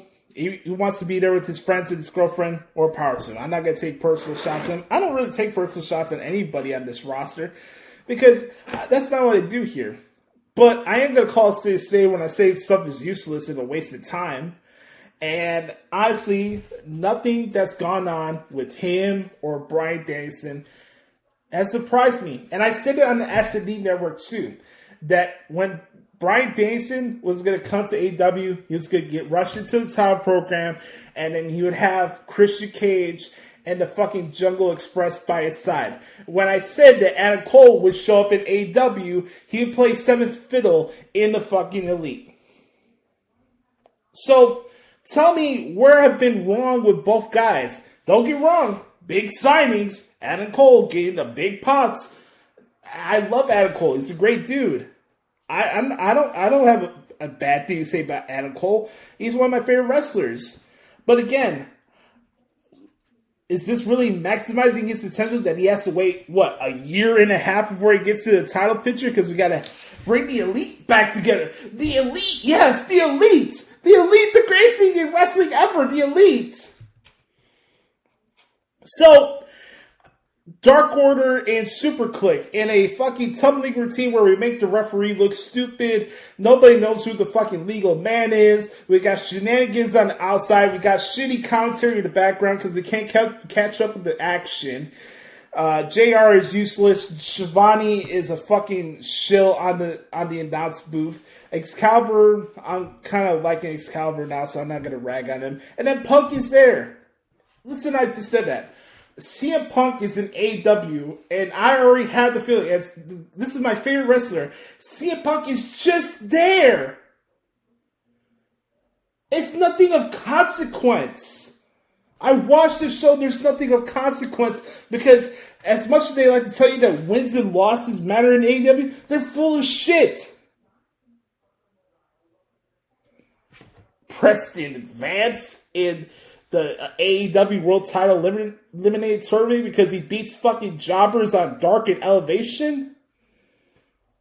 You know, maybe you could get that stuff in the Sean Ross Saps of the world and all these other people give AEW a pass for that. I don't. I watch every show that they do. You're not going to fool me, AEW, because I'm the one person in the wrestling media that's going to call your bluff. Because everybody wants to throw bouquets at you, throw you flowers, and say you're the greatest thing ever because you're a new company and you have money attached to you. But you guys are no different from what TNA's done in the past and every other organization since the end of the Monday Night Wars. You're nothing different. You're nothing unique. So let's have an update on Cosplay Stone Cold since Jon Moxley's in the tournament and so he's a heel now, I guess. I keep mentioning over the last couple weeks, Jon Moxley's like super moody Moxley all the time, And I don't know where they're going here, but do you really give a shit whether Jon Moxley turns heel or not? Let me ask you that question. Do you care if Jon Moxley turns heel or not? I don't. I'll tell you right now, I don't. So, Jon Moxley's getting the Eliminator Tournament. He'll beat Preston Vance. And then we get Jon Moxley against Pockets on his way to fight Bryan Danielson. So, here we go. Jon Moxley coming out with a new book. Let's turn him heel, pal. Let's turn him heel. Let's flip the script here and talk a little more positive stuff here before I get to what everybody really wants to hear. I love two performers from AEW, and two of the things that keep me out from having the actual fifth of a fuck on this program is Jade Cargill and MJF.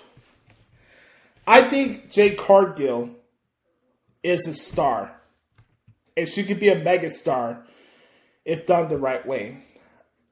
I like her presence in the ring. I love her promos. The look, obviously, of course, she fits all descriptions in the waterfall category, but her look and her facial expressions in the ring and how she expresses herself and all that, you want to talk about it, it's Jade Cargill. And she has something that a lot of the women in that company did not offer, and she is superstar from hands down. And I think she has the ceiling's not even high enough for Jade Cargill for what she could do. And honestly, I think she's the one who should be the inaugural TBS Women's Champion. I really do believe that. Then, we have MJF. The best performer on the show, yet you're not realizing based on where he's placed on the show. And I'm watching this promo. You guys heard a bit of it there before we started the segment. And I'm trying to enjoy one of the few things I actually like about AEW, right? I love MJF. I like Hangman Page. I like Darby Allin. I like Jungle Boy when he's not around the Jungle Express. I like the Lucha Brothers. I like FTR. I like Ricky Starks. I like Wardlow. I mention this stuff and it'll go over people's head because, all Josh does is trash on AEW. Oh, Joshie hates AEW because it's taking steam away from the WWE. By the way, we're about, 10 or 12 minutes into this segment. Have I mentioned anything about the WWE in this segment? Yeah, crickets. That's what I thought. So, one of the few things I like about AEW is Jeff. He's the best promo guy that they have on that show. He's the best heel on that show. He's one of the best heels in professional wrestling. He's one of the best performers in professional wrestling. And he's also one of the best in-ring performers in professional wrestling. The guy's a star. I try to hear his promo, and he's trying to play mind games with Darby Allin. And what do I hear in the background? Tony Schiavone with sneakery comments every 3 or 4 seconds.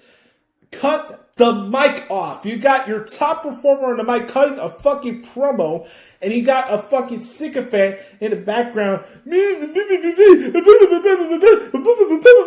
get the point. Of course, we understand that the match is not booked with Darby Allin. He's a heel.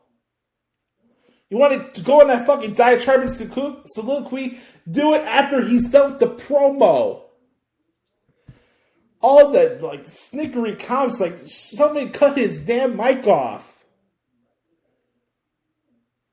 Picture Stone Cold Steve Austin cutting a promo, or Triple H cutting a promo during the Attitude Era, and having big green sound effects in the background, where you can when your announcer is over talking one of your best performers on the mic, you have a problem. Stuff you won't hear on Fightful. Stuff you sure as hell won't hear on the Observer, because that's the fucking creative team for AEW. Nobody wants to admit it, but we call it spade here on the Hoots podcast. So, we had the main event. Bryan Danielson and Bobby Fish. Just a match. Did nothing for me. Bryan Danielson won. Whoopity-doo. Rampage this week, we got Britt Baker against Anna Jay. That should be an interesting match. By the way, Britt Baker, another performer I like from AEW. You hear that, right? You guys hear the stuff I do like about AEW, but no, nobody wants to mention that, right? Anna Jay, another one I like. We have Pac and Andrade, number 2. That should be awesome. And then, what was the other match they announced for Rampage? Oh, Hobbs and Orange Cassidy. The Eliminator tournament match. So that's Rampage. And then Dynamite on Saturday in Orlando is... excuse me. It's Bryan Danielson against Dustin Rhodes. Eddie Kingston against Lance Archer, which should be pretty good. And then Malakai Black against Cody Rhodes, Part 3. Cody Rhodes goes back to the training center of the Nightmare Factory, and I guess Arn's trying to give Cody tough love. I guess that's the shtick they're going for here with this angle. It's not for me. I really don't care what's going on with Cody Rhodes, and this brace yourself, everybody in Orlando, if Cody Rhodes beats Malakai Black. I'll just say that.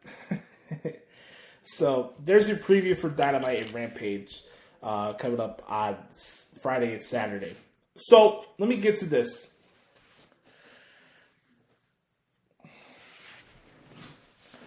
I want to like Tony Khan.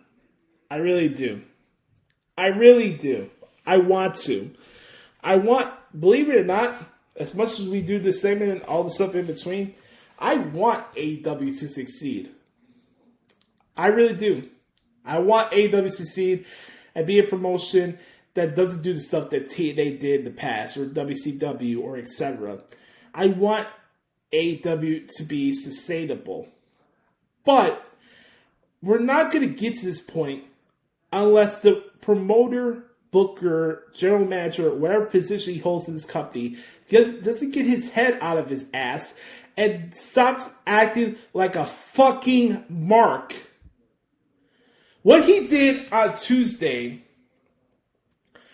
dancing around, marking out, and just losing his mind over a report from Wade Keller. an owner, booker, and all that in professional wrestling marked out from a ratings report from Wade Keller. I want you to think about that. And ask yourself, is this a grown man? Is this somebody of leadership? Or a fanboy? I mean, how many times do I have to cut it and say that Tony Khan comes off more as a fanboy than he does a promoter? Just because you have money and just because your dad owns the Jaguars and has all this money doesn't make you a promoter or any of that. Yeah, Poindexter was a subscriber of the Wrestling Newsletter for 25 years. But for him to say that he's smarter than Ted Turner and all this shit he was talking about WWE, and I already went over that stuff last week, and everything that's going on right now with this back and forth stuff about ratings. The fact that he cherry picks a particular metric as to reasons as to why he's succeeding in this cosplay war, as Eric Bischoff brilliantly said the other day. It's just mind-numbing to me, because the more and more Tony Khan pumps up his chest on social media and he talks about WWE nonstop and stuff like that, I feel like we lose more and more IQ points as the days go by when he does that. I really do. I feel like we as the entire wrestling industry, the entire wrestling community, has become dumber because of this rhetoric and this back and forth on social media that he spearheads. And I want to support AEW, but when they talk out of their ass and when Tony Khan acts like his shit don't stink, and same thing with Aubrey Edwards and all these other people, the Young Bucks, and acting like they're above any criticism, when things don't work out for them, I am going to laugh at it because, you know, it reminds me a lot of the stuff I hated when I was in high school. And the people that I went to high school with, where the people act like their shit don't see because, oh, I'm in AP class, so I'm smarter than you. I'm in a company called All Elite Wrestling. My wrestling is better than you. I'm better than you because I'm a Meltzer mark. I'm an Alvarez mark. I'm a fucking Keller mark. The fact that he was marking out over a report from Wade Keller just tells you everything you need to know. And if that gets me blackballed from AEW events, then so be it. I'm not going to come on here and kiss AEW's ass for a chance to have fucking press credentials or possibly a job with AEW. If an opportunity came to me, I would not say no if I wanted to work for AEW. If that opportunity came to me, I'm not an idiot. Of course, I would take the opportunity to learn from somebody in the wrestling industry. That's not my point. But I have an obligation to you, the people that listen to this podcast, and understand the fact that I want people to enjoy wrestling. But I have to call out people for their bullshit and call out people who try to act like they have to feel like they can't think for themselves. Because we have to have this herd mentality, this tribalism, all this stuff that's going on in professional wrestling. And it's spearheaded by this fucking Rick Moranis dude doing his fucking best Phil Emery shtick where he lashes out in the media anytime anybody criticizes him. And here's the analogy of Phil Emery and Tony Khan. And you guys will understand this for those who are from Chicago. Phil Emery was the general manager of the Chicago Bears for a couple of years during the Mark Trestman era. And Phil Emery would bring in people like Jared Allen and Julius Pepper was a Jerry Angelo pick. I could be wrong about that, but like Brandon Marshall, per se, right? Bring the Brandon Marshalls of the world, the Jared Allens of the world, the Tracy Porters of the world. He would bring these random ass guys with name value come into the team. The team sucks on the field, and he would brush away from criticism, and he would go after media members privately like the radio stations like ESPN 1000, etc. He would lash out at media members who disagree with his stance in the football team. And Phil Emery walked around like his shit don't stink. Does that ring a bell to you? AEW is not going to go where it needs to go if this dude doesn't look himself in the mirror and understand that Uncle Dave is not going to be around to hold his fucking hand for the next 10 or 15 years. Yeah, maybe you can rely on Alvarez, because Alvarez, if you guys honestly believe that Brian Alvarez doesn't have a fucking agenda in his coverage, then I don't know what else to tell you. So Tony Khan, as Eric Bischoff said, could come off as a dirt sheet reporter in interviews and have Dave Meltzer and Brian Alvarez be the filter for his creative decisions. But again, when we're down in AEW in 4 years and there's still no identity and we're still relying on signing people that got released from WWE, and then some people who are not getting paid attention to signing other promotions, you can go back to this podcast and remember what I told you. This company will not progress where it needs to, where it should go as the real alternative, if this guy doesn't act like his shit don't stink. Get a fucking clue. Focus on your fucking shit. Because you think everything that you're doing now with your promotion is Teflon and you do no wrong, you're full of shit. You are. I don't care that gets me blackballed. I don't care what Taz says. Oh, on Taz, on the Countdown show. Oh, if you're not watching the show on YouTube while SmackDown's going, then you're a dumbass. No, fuck you. I can watch whatever the fuck I want to watch whenever I want to watch. Tell the wrestling fans, oh, you're a dumbass if you're not watching AEW, Suzuki and Danielson. I can watch wrestling whatever the fuck I want to watch. I can watch whichever wrestling I want to watch. This fucking high ground walking ass fucking echo chamber in Jacksonville or wherever they are for this fucking promotion where they act like their shit don't stink and they're the greatest thing that's ever lived is so funny to me. Because their entire organization is filled with insecure head cases. And on that note, that's what the hell is wrong with AEW this week. I want to say thank you everybody for hanging out with me today. I know the podcast came out earlier than we usually do, but it was a special podcast with the circumstances going on. I got a busy schedule tomorrow, so I want to say thank you for hanging out with me this week. I had a blast. Hope you guys enjoyed the podcast. Always make sure to follow the show on Spotify, subscribe on Apple Podcasts, leave us a 4 or 5 star review, and rating helps expand the reach of the show. Make sure to bookmark ProWrestlingTranscription.com. You can follow me on Twitter at Josh Lopez Media, Instagram Joshie Lopez 94, and at Josh Lopez Music if you want to see me do guitar covers. And yeah, folks, just make sure to check out my covers on ProWrestlingTranscription.com. I got covers of the finals of the G1. We got Bound for Glory. I got the AEW shows this weekend as well, which I'll do. And Crown Jewel tomorrow as well. So, always want you guys to know to be the authentic product that is yourself. And always remember, nobody dictates the pace of your life but yourself. I love you guys. Hope you have a wonderful weekend. Enjoy Bound for Glory. Enjoy Crown Jewel. I'll be back here to recap it next week on the podcast. And on that note, we're going to send it off to Brett Carter for this week's edition of the Thoughts of Dericho. I love you guys. Have a wonderful weekend. We'll see y'all next week on the Hoots podcast. Yes, sir. And now, the Thoughts of Dericho. Listen well, man.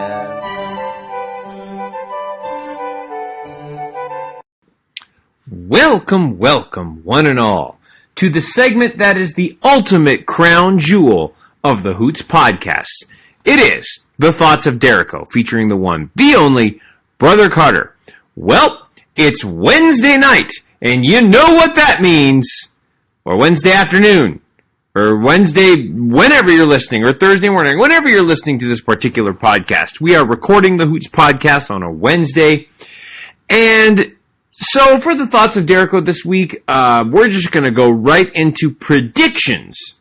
No! For the Crown Jewel pay-per-view that will be taking place on Thursday, October 21st. I probably won't get a chance to watch the show just because it's a Thursday during the day and I've got work and, and school and stuff like that. So I'm just not going to have time to watch the show. And so I'll get the updates on my phone as Crown Jewel is coming through, and I'm sure it's going to be a terrific show. And I can't wait to hear the results and to find out what happens at Crown Jewel. I know they have to do it on Thursday because then they have to quickly get on the flight, get back to the United States for SmackDown on Friday night.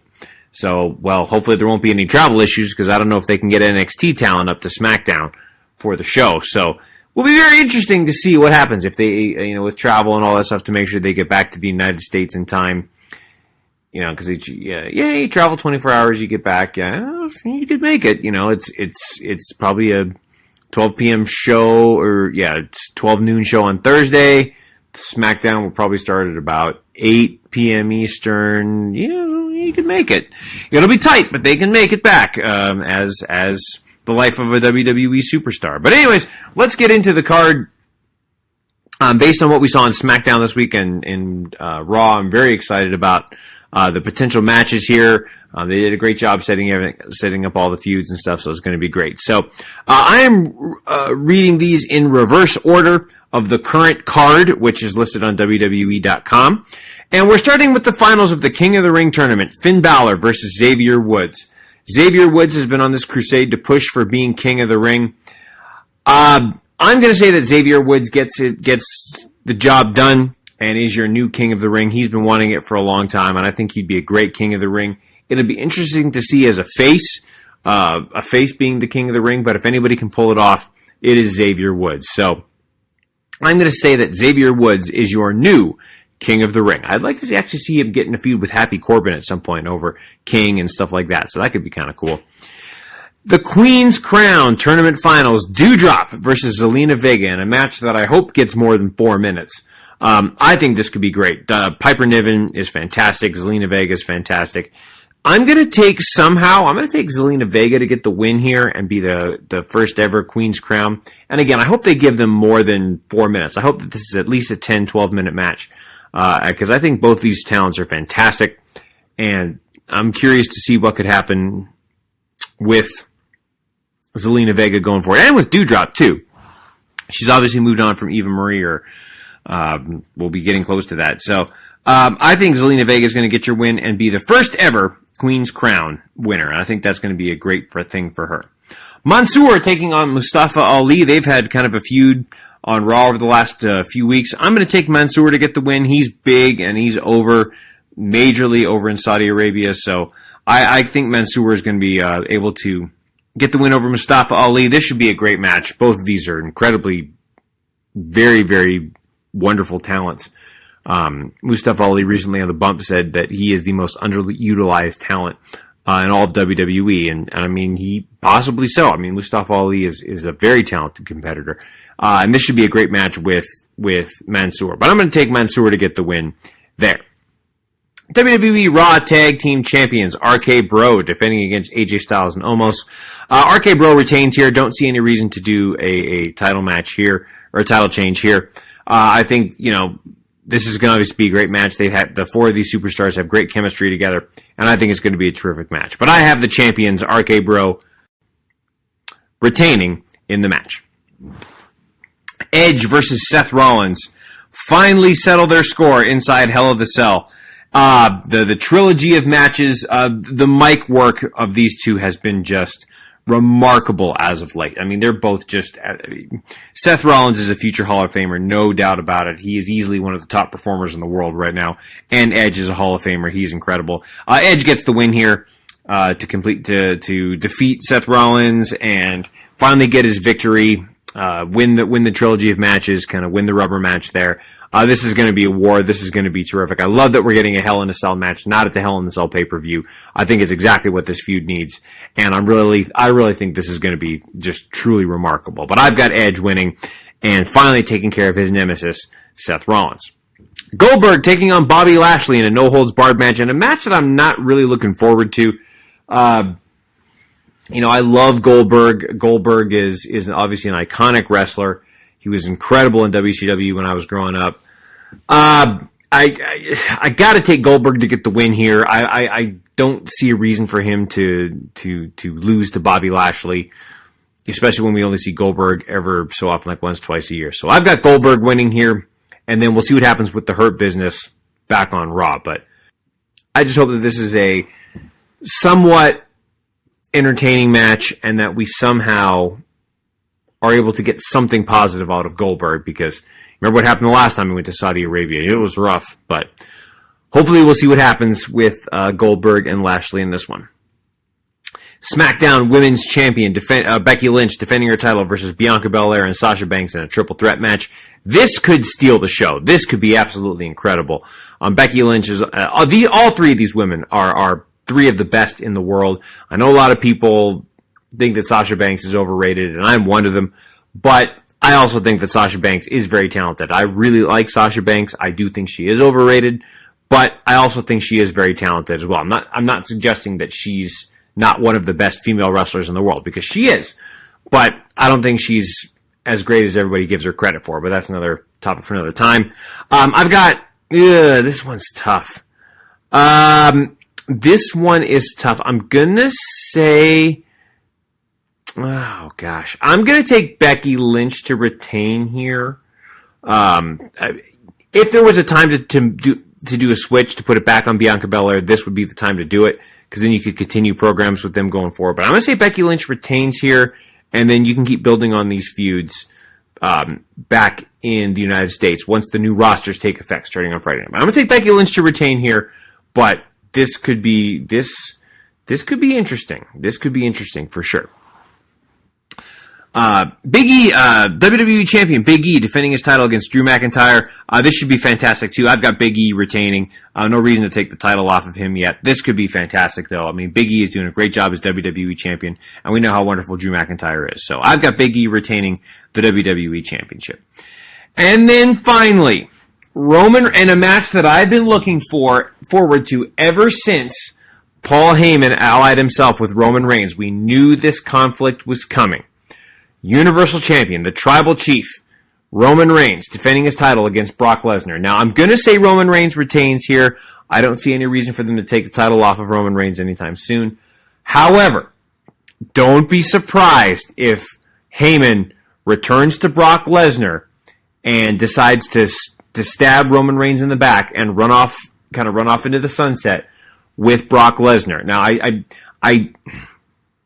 don't think that's going to happen, because I don't think you can keep the Universal Championship off of television, especially with how good the Tribal Chief is. You've got to have him as Universal Champion, especially with the rosters changing and all that stuff. So logic says, and I think the logic is going to hold true, Roman Reigns retains the Universal Championship, but don't be surprised if the Beast once again takes his throne as Universal Champion. I don't think that's going to happen. I think the Tribal Chief, we will continue to acknowledge the Tribal Chief as the absolute best wrestler in the world right now. So that is my prediction, but I wouldn't be shocked if there was a little swerve at the end of this show.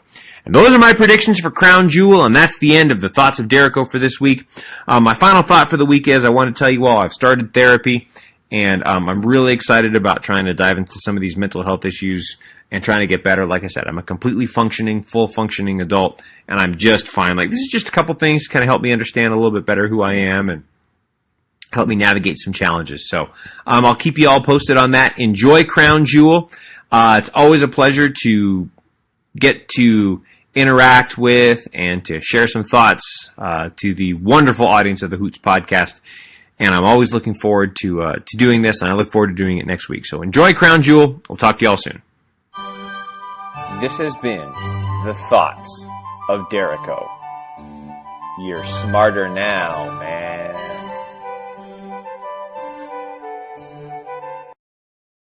And dripping down his chin and between his nipples, which is Big E has this infatuation with his nipples. It's very fascinating. But anyways, then we have a little looks like we're going to have a match between the two of them and the Usos later tonight. That should be great. Xavier Woods and Ricochet with another fantastic match. Both of these competitors are excellent. I'm hoping that Xavier Woods will win the King of the Ring tournament. I know he's been pushing for that on social media for a while, so we'll see if he ends up getting that opportunity. I think he would be terrific at that. That'd be really fun for him to be the King of the Ring. So we'll see what happens with that. Great match with him and Ricochet. Ricochet is just terrific. Let's see. We got a Riddle Randy Orton backstage segment. Oh, that's all good stuff.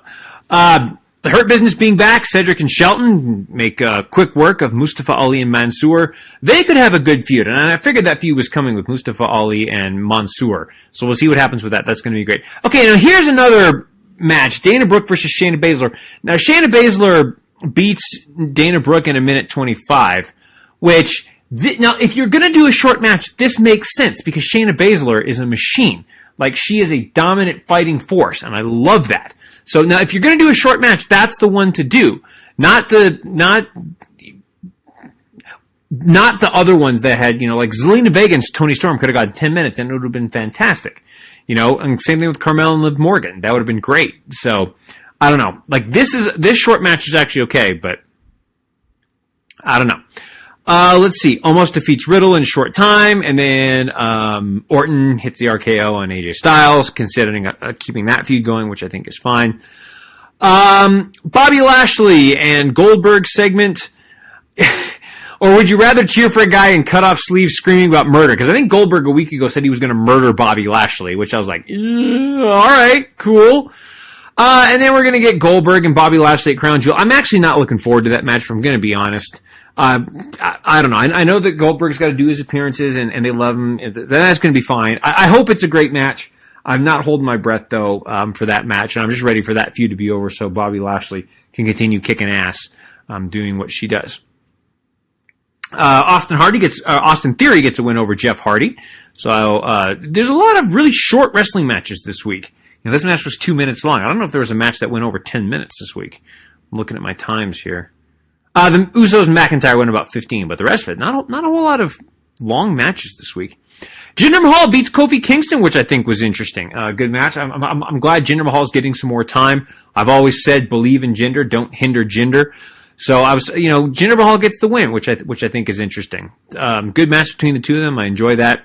Of course, Becky, Bianca, Sasha, and Charlotte, the four top. Well, you could argue the four top females in the world right now. I don't necessarily say I would buy into that, but when you got Shayna Baszler kicking around, Rhea Ripley kicking around, but I mean, perhaps the four biggest stars. I would say the four biggest stars in the women's division, no question. Had a slight tag match, and then they all start getting into a huge brawl, which we knew what was going to happen. Doudrop beats Natalya. 3-minute match. The longest match in the women's tournament was Doudrop against Natalya. I'm hoping this means that Doudrop's going to start getting some time. Again, I'd love for her to become Piper Niven again. We'll see what happens. Doudrop versus Shayna Baszler next week. That could be awesome, and I'm looking forward to seeing that. That's going to be great. Let's see. John Morrison with Nikki Ash and Rhea Ripley. I think that's funny. Oh, that's funny. And again, Mustafa Ali and Mansoor are going to have a match, feud, and that's a long time coming, and that's fine. And then, of course, Big E, Drew McIntyre, and the Usos, a great match. And then Drew McIntyre and Big E brawl to end the show. So, not a bad show this week on Raw. Not great, but not bad. Setting up some things for Crown Jewel. And next week, I'll give my predictions for Crown Jewel, which I hope is a good show. It's hard to get a read on Crown Jewel. I'll talk more about it next week when I get into thoughts and the predictions and all that kind of good stuff. And those are the thoughts of Dericho this week. My final thought is I'm feeling much better this week. I've been, taking some time to reflect, and my mental health is doing much better this week. But again, folks, be sure to take care of yourself. If you need to talk to somebody, don't be afraid to talk to somebody. And everything, and making sure that we're really taking care of ourselves. It's been recently Mental Health Awareness Day and Awareness Week, so just make sure that we're all taking care of our mental health so we can continue to grow and thrive as a society. This has been the Thoughts of Dericho. You're smarter now, man.